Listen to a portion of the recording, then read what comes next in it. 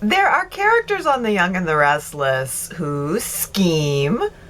There are characters on The Young and the Restless who manipulate. But then there are also the characters on The Young and the Restless who completely lose their minds. Patty Williams isn't just unpredictable. She's catastrophic, 'cause she likes cats. She's the woman who shot Jack Abbott more than once. The woman who poisoned a child, had plastic surgery to look like her own psychiatrist, and carried around a stuffed cat, Mr. Kitty, like it was real. Oh. And if you don't remember how all of that happened, here we go. This is the story of Patty Williams. Patty Williams is Paul Williams' younger sister. She's the daughter of Mary and Carl, but that's not what's most important about Patty. From the beginning, Patty's story doesn't revolve around her family. It revolves around one person in particular, Jack Abbott. In the early 80s, Patty falls in love with Jack, and Jack marries her, but not for love. He marries her in order to secure power at Zapato Cosmetics. Now, Patty gets pregnant, and while she's pregnant, she walks in on Jack having an affair with Diane Jenkins.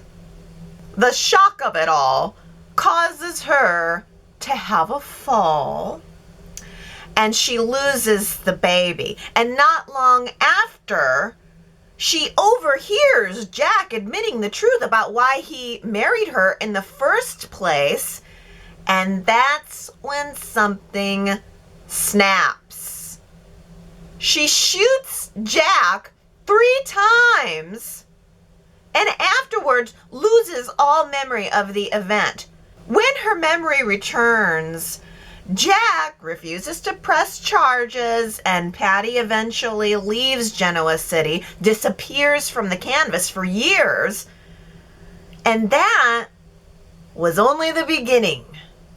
When Patty returns to Genoa City in 2009, she looks completely different. New face, new hair, completely new identity.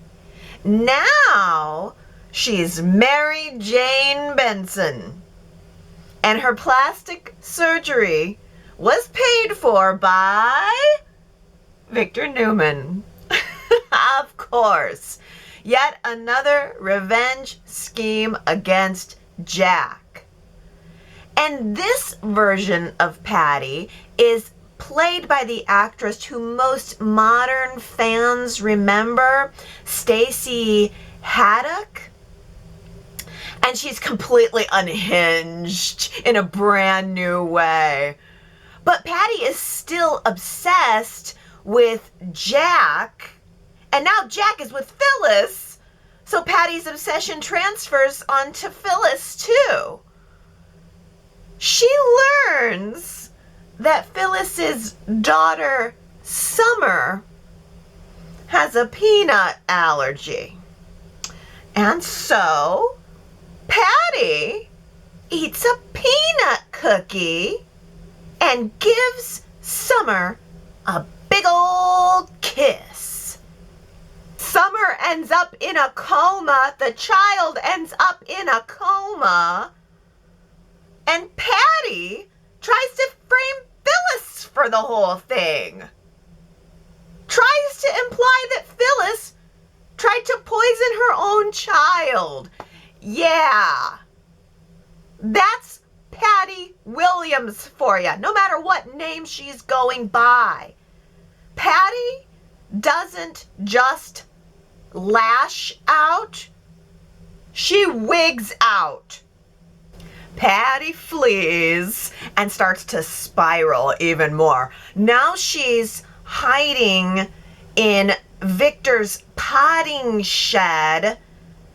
She's being manipulated by Adam Newman. She's stealing money, drugging Jack, kidnapping Colleen Carlton, Tracy's daughter. And then, during a confrontation, she shoots Victor 3 times in the chest. Eventually, her brother Paul finds her. She is sick and dying from a spider bite. And he convinces her to turn herself in, and she does. But even locked in a psychiatric facility, Patty Williams is not done yet. Not even close. Now on to one of the strangest chapters in Patty's story. It begins with Dr. Emily Peterson, a psychiatrist, her psychiatrist, and Emily Peterson is the woman whose face Patty chose when she had plastic surgery. What do you know? They look identical. Emily is beautiful and together and falls in love with Jack. And they become engaged. Well, Patty discovers this and loses it. She drugs Jack, dyes her hair to match Emily's hair, and then just completely takes Emily's place. She marries Jack even as Emily and lives as his wife. For months, Jack is married to Patty and doesn't even know it. Eventually, though, the truth comes out and Patty is captured again, but not before leaving behind a litter box of destruction. If there's one thing that YNR fans remember about Patty, it's the cats. Patty's stuffed cat, Mr. Kitty, becomes her constant companion. She pets it. She talks to it. She carries it everywhere. And when Victor's dog, Zapato, destroys Mr. Kitty, Patty kills the dog in revenge. Ugh. Later, Jack even uses cats as a way to test whether the woman he's living with is really Emily or if it's Patty. And that detail matters because it tells us something about Patty Williams. She lives in her own reality. And in that reality, the rules don't matter. In 2011, Patty returns again under yet another identity. This time, she's Myrna Murdock, a housekeeper, watching Jack from the shadows. She poisons the meals, she stalks Jack, and ultimately shoots him again. But this time, it's at his wedding to Genevieve Atkinson, Kane Ashby's mother. She does that after stealing the bride's dress and walking down the aisle as herself, of course. Eventually, she is captured and imprisoned, but even then, the story isn't finished there. Patty spends years in and out of Fairview Psychiatric Hospital. And at one point, she ends up uncovering a major secret involving Sharon Newman, Sage Warner, and a Dr. Anderson's baby switch scheme. Patty ends up killing Dr. Anderson, stabbing her with a letter opener. Practical. Then, during a fire at a Halloween benefit, Patty appears to die, but survives and escapes with another famous Y&R villain. Ding ding!